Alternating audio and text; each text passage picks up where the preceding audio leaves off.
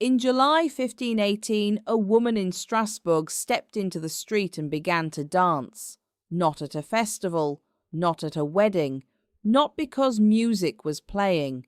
According to later accounts, she danced for days, stopping only when her body physically collapsed. Her name is often given as Frau Trophäa, and if the story had ended with one exhausted woman, it would probably have become a strange local anecdote and nothing more. But then other people joined her. Within days, dozens were dancing. By the end of the outbreak, possibly hundreds of people had been affected.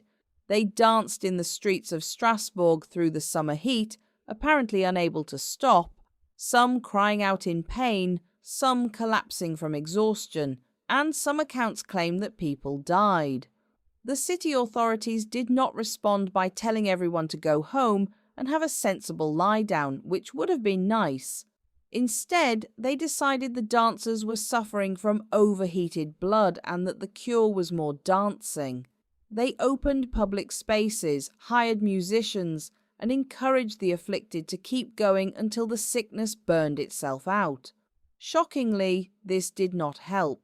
Eventually, the dancers were taken to a shrine of Saint Vitus, who was associated with dancing curses and miraculous healing. Then, gradually, the plague ended. So, what actually happened?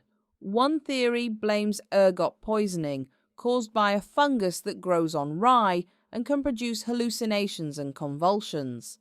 But that explanation has problems. Ergot poisoning would not easily make large numbers of people dance for days in a coordinated way.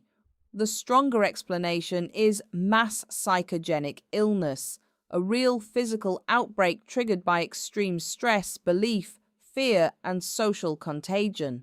Strasbourg had suffered famine, disease, poverty, and religious anxiety. In a world where people believed saints could curse them with dancing, fear itself could become contagious. The dancing plague probably was not madness in the simple sense.